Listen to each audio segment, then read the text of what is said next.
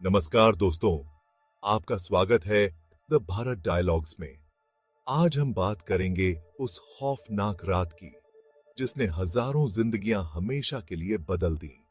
ये कहानी है कि जो सिर्फ भारत ही नहीं बल्कि दुनिया की सबसे खतरनाक औद्योगिक आपदाओं में से एक मानी जाती है।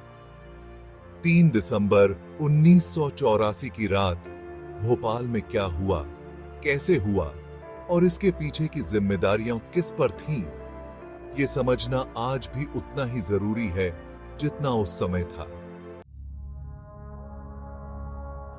भोपाल में 1969 में एक अमेरिकी कंपनी ने अपनी फैक्ट्री लगाई थी जिसमें कीटनाशक बनाने के लिए MIC नामक खतरनाक केमिकल का इस्तेमाल होता था। MIC का एक कण भी बेहद खतरनाक होता है और इससे काम करना बहुत सावधानी मांगता है। लेकिन सालों तक इस फैक्ट्री में सेफ्टी प्रोटोकॉल का ठीक से पालन नहीं किया गया। कर्मचारियों ने बार बार सुरक्षा में कमी की शिकायतें की थीं, लेकिन कंपनी के लिए मुनाफा ज्यादा अहम था। सोचिए, एक प्लांट जो एक बेहद खतरनाक केमिकल के साथ काम कर रहा था, उसकी सेफ्टी को अनदेखा किया जा रहा था। समय समय पर छोटे मोटे गैस लीक होते रहे थे। चेतावनियों के बावजूद इन समस्याओं को ठीक नहीं किया गया। कई इमरजेंसी सिस्टम जैसे कि रेफ्रिजरेशन और गैस लीक अलार्म ठीक से काम नहीं कर रहे थे, फिर भी इन्हें ठीक करने की कोशिश नहीं की गई। ये वही चूकें थीं जिन्होंने इस त्रासदी को जन्म दिया। 2 दिसंबर 1984 की वो रात शायद भोपाल के लोगों के लिए एक आम रात थी, लेकिन यूनियन कार्बाइड के प्लांट में टैंक नंबर E610 में एक वाल्व खराब हो गया और MIC गैस धीरे धीरे बाहर लीक होने लगी। यहां समस्या ये थी कि इस गैस को ठंडा रखना जरूरी था ताकि वो न लीक हो, लेकिन रेफ्रिजरेशन सिस्टम पहले से बंद था। धीरे धीरे गैस का प्रेशर बढ़ने लगा और गैस प्लांट की दीवारों को पार करके भोपाल के पूरे शहर में फैलने लगी। रात के करीब 12:30 बजे गैस शहर में फैलने लगी। जो लोग उस वक्त सो रहे थे, उन्हें अचानक घुटन महसूस होने लगी। आंखों में जलन, सीने में जलन। कुछ समझ नहीं आ रहा था कि आखिर ये क्या हो रहा है। लोग अपने अपने घरों से बाहर निकलकर भागने लगे, लेकिन उस वक्त तक गैस पूरे शहर में फैल चुकी थी। सड़कों पर भगदड़ मच गई थी। कई लोग वहीं गिर गए। कई बच्चों की उसी वक्त मौत हो गई। महिलाएं, बुजुर्ग, किसी को भी इस गैस से राहत नहीं मिल रही थी। अगले कुछ घंटों में ही हजारों लोग मर चुके थे। माना जाता है कि सिर्फ उसी रात में 3000 से ज्यादा लोग दम तोड़ चुके थे और कुछ ही दिनों में यह संख्या बढ़कर 15,000 तक पहुंच गई। और इसके बाद भी हजारों लोग उस गैस के प्रभाव से पीड़ित होते रहे। वहां के अस्पतालों में डॉक्टर्स के पास इलाज के लिए कुछ भी नहीं था। डॉक्टरों को खुद समझ नहीं आ रहा था कि यह कौन सी गैस है, इसका इलाज कैसे करें।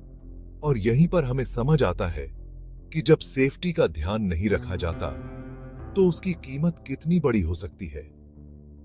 भोपाल के लोगों ने इसकी भयानक कीमत चुकाई।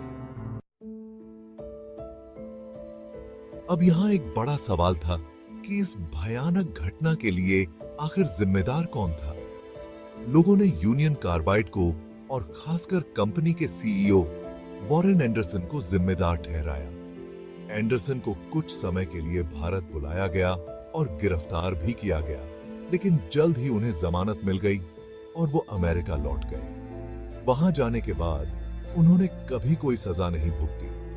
भोपाल के लोग न्याय की गुहार लगाते रहे, लेकिन आज तक उनको पूरी तरह इंसाफ नहीं मिला। सोचिए, एक ऐसा व्यक्ति जो इस त्रासदी का मुख्य जिम्मेदार था, वो आराम से अपने देश वापस चला गया और भोपाल के लोग आज तक इंसाफ के लिए लड़ रहे हैं। ये इंसानियत के साथ कितना बड़ा धोखा है। इस हादसे के बाद भोपाल के लोगों की जिंदगी कभी भी पहले जैसी नहीं रही।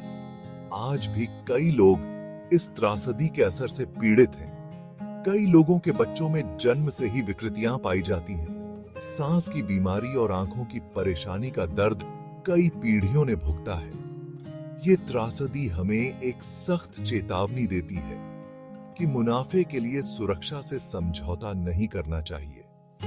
इस हादसे ने हमें दिखाया कि जब इंडस्ट्री सेफ्टी का ध्यान नहीं रखती तो उसके नतीजे कितने भयानक हो सकते हैं।